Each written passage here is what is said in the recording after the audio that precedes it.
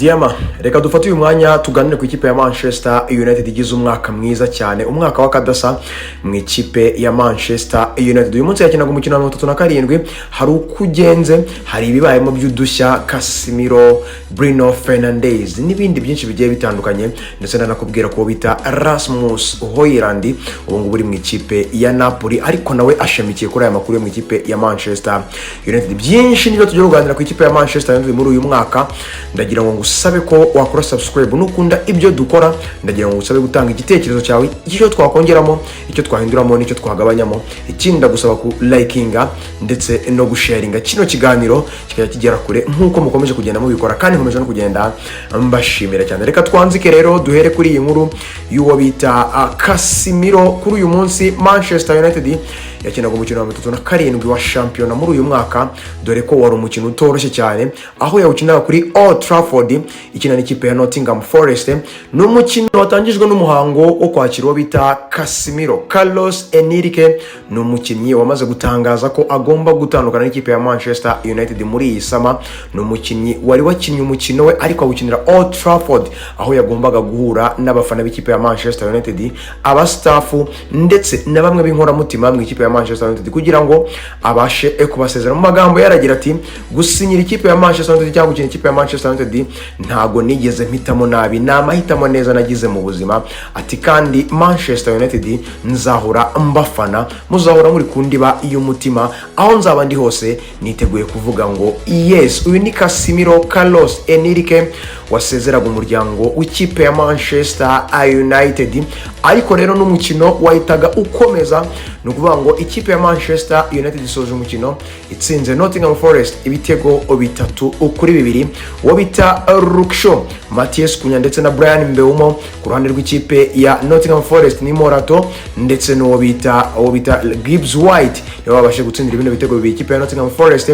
Manchester United hamwe n'uwo bita Michael Carrick bongera kubona insinzi yindi imbere y'abafana bayo bari gusoza imikino ya shampiyona, dore ko uyu mutoza Michael Carrick yakomeje kugaragaza ko ikipe ya Manchester United agiye kuzayigira indi kipe idasanzwe, dore ko uyu mwaka bamwe mu batumye Manchester United igira umwaka udasanzwe, umwaka w'akadasa, n'uyu mutoza Michael Carrick. Nahoze mbabwira amastatistike ndetse na average bamuhaye, ariko ndagira ngo nkwereke uyu Michael Carrick wamaze kuba asinya byarangiye, igisigaye ni ukumugaragaza ku mugaragaro, bakamwerekana nk'umutoza w'ikipe ya Manchester United wafashe imyaka 2 ndetse n'umwaka umwe w'inyongera.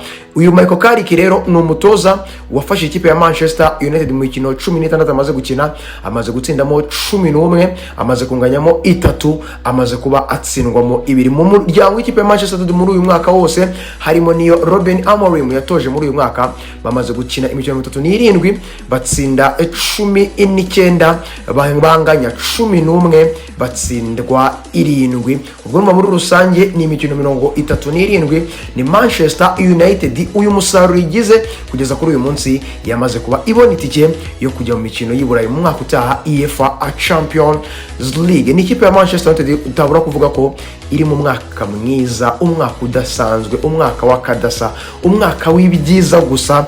Mu ikipe ya Manchester United yagarutse ku ikarita, yagarutse mu murongo mwiza. Abafana b'ikipe ya Manchester United bongeye guterekamo utujezi uyu munsi, banarocingaga jezi yabo nshyashya bazabambaye mu mwaka utaha w'imikino. Nukuvuga ngo rero uyu mukino w'ikipe ya Nottingham Forest udusigiye byinshi, baretse ko hari n'undi mukino wa nyuma 38 bazakina n'ikipe ya Brighton of Albion ku kibuga cya Brighton of Albion. Nukuvuga ngo uzaba ari umunsi wa nyuma, gusa uyu munsi ku mugoroba bakinaga umukino watumaga bari buze kuba baganira n'abafana babo. Niwo mukino wa nyuma muri iyi sezo bakinye bari kuganira n'abafana babo. Michael Carrick mu magambo ye agize ati, twagize ibihe byiza muri aya mezi ashize, twatsinze ibitego byiza muri aya mezi ashize, atariko ndabizeza ko ibihe bigiye kuzaza tugomba kuzagira n'ibindi bihe byiza kandi birenze cyane. Ati mbifurije rero impeshyi nziza, mbifuriza no kuzaba turi kumwe mu mwaka utaha w'imikino tumeze neza kandi icyano. Uyu umutoza wamaze kubacakira imyaka 2 mu ikipe ya Manchester United nk'umutoza mukuru, ndetse n'umwaka w'inyongera mu gihe cyose ibyo basezeranye bizaba birimo bigenda neza. Ni Bruno Fernandes wakoraga agahigo yiyongereye kuwo bita Kevin De Bruyne KDB muri Manchester City wabikoze, yiyongera no kuri Thierry ari muri Arsenal wabikoze, assist 20 muri single season. Ni ukuvuga ngo 2025 2026 Bruno Fernandes agejeje assist 20 byari byarakozwe na Kevin De Bruyne wabikoze mu kipe ya Manchester City ndetse na Thierry ari wabikoze mu kipe ya Arsenal. Ariko nanone Kevin De Bruyne ndagira nkibutse ko nakora assist imwe arababaye umukinnyi wa mbere mu mateka ya Premier League utanze assist nyinshi muri sezo imwe gusa. Kugeza kuri saha bano batatu nibo mu mateka y'umupira w'amaguru wa Premier League batanze assist 20 muri single season. Bruno Fernandes asagaje umukinnyi wa Brighton natanga iyo assist arabakoza agahego ko kuba umukinnyi wa mbere muri Premier League cyangwa se mu mateka ya Premier League watanze assist nyinshi mu mupira wa Premier League cyangwa se mu mupira w'amaguru muri Premier League. Ese Bruno Fernandes ubundi wo mushyira mu mediateri kuri nimero 10 amushyira ku mwanya kangahe mu mediateri kuri nimero 10. Rero si cyo gusa cyabaga mu ikipe ya Manchester United banatangazaga ko bagomba kwinjiza abakinnyi muri iyi mpeshyi. Banatangaje ko bashyize hasi miliyoni 140 kugira ngo binjize mediateri ibatatu, harimo uzasimbura Casemiro kuri miliyoni 80, harimo uzasimbura Ugarte kuri miliyoni 40, harimo n'uzaza ari uwa gatatu mu ikipe ya Manchester United wo kuba umubackup wa gatatu cyane ari nawe uzagurwa miliyoni 20. Ikindi nuko Malaysia yamaze kubatangazwa ko mu mpera za sezo agomba gutandukana n'ikipe ya Manchester United nk'umu free agent. Dusoza rero wabita Rasmus Hojlund. Iyi ni inkuru nabakoreye mu biganiro byashize babwira ko Rasmus Hojlund kunizanyo mu ikipe ya Napoli bavuganye n'ikipe ya Manchester ko uyu mukinnyi nabasha gufasha ikipe ya Napoli kujya mu mikino y'i Burayi. Uyu Rasmus Hojlund azagurwa kuri miliyoni 44 kongeraho miliyoni 6 ku ntizanyo bari bemeranyijwe. Ubwo urumva ko Manchester United igomba kwakira miliyoni 50 uzakadasa. Kugeza kuri saha rero ikipe ya Napoli yamaze kubijya mu mikino y'i Burayi,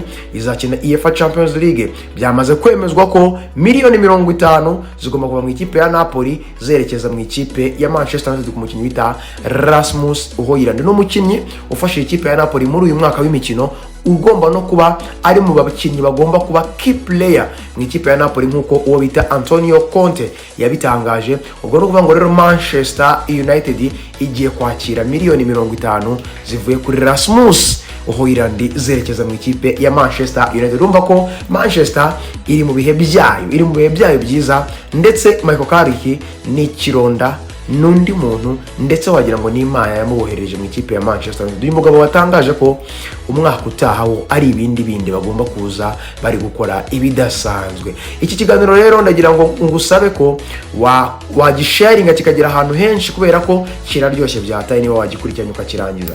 Ikindi ndagira ngo nkubwire ngo kilikinge, ikindi ndagusaba gukora subscribe nukunda ibyo dukora nkuko usanzwe ubyumva umunsi ku munsi.